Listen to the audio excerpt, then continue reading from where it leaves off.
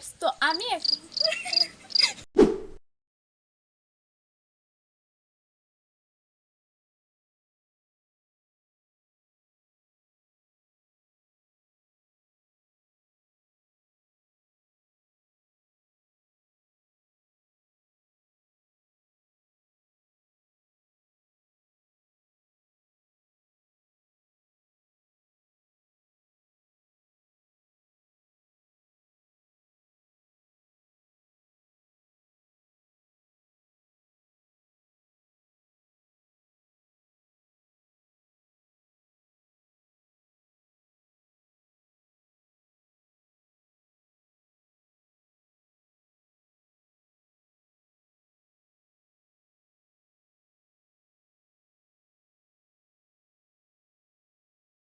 তো চলো যাওয়া যাক।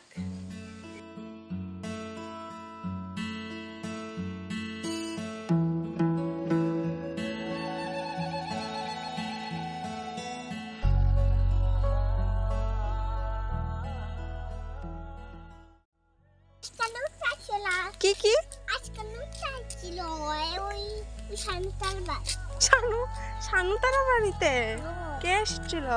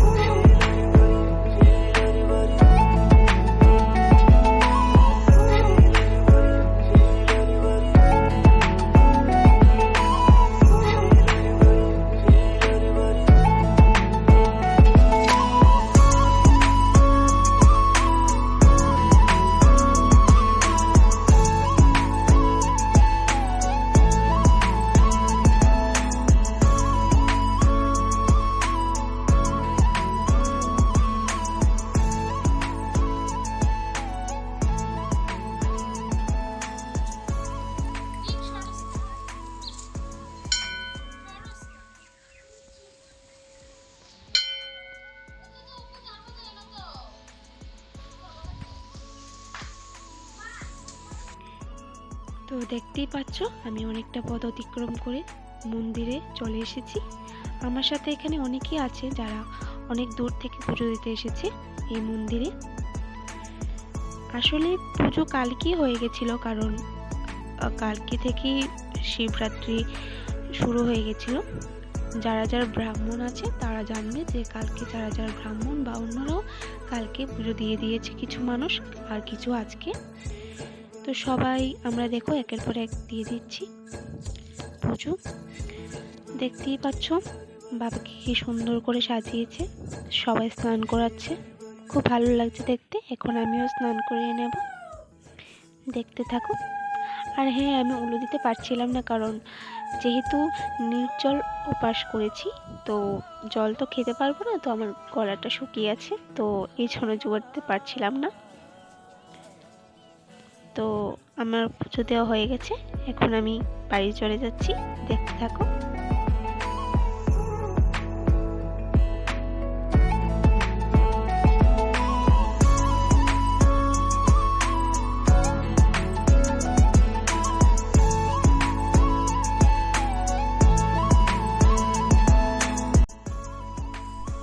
তো হে গাইস, তো আমার পুজো দিয়ে কমপ্লিট।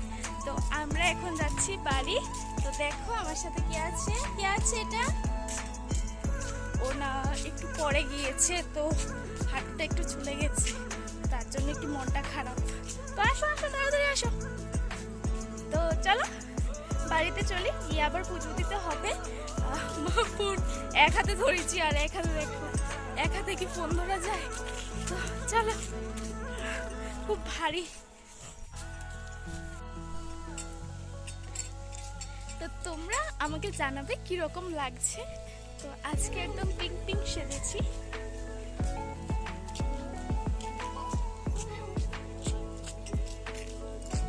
তো এসে গেছে আমি বাড়ির কাছে। তো জানি না এত গরম কেন শিব চতুর্দশীতে হয়, প্রচন্ড গরম লাগছে। আমি তো পুরো শেষ, আরো খোলা চলে। ও মা, তো এসে গেছি আমি বাড়িতে, দেখাচ্ছি, বাড়িতে গিয়ে দেখাচ্ছি।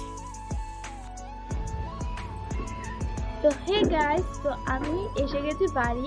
তো বাড়ি এসে আমি একটু ঘুমিয়ে গিয়েছি, তো তার জন্য আর ভিডিওটা কন্টিনিউ করতে পারিনি। তো এখন আমি যাব মুখ টুক ফ্রেশ ট্রেশ হতে, মানে ফ্রেশ হওয়ারও টাইম পেয়েছি না, এত ঘুম চোখে। তো আমি ফ্রেশ হয়ে পুজো দেব, তো শেয়ার করব তোমাদের সাথে, তো দেখতে থাকো।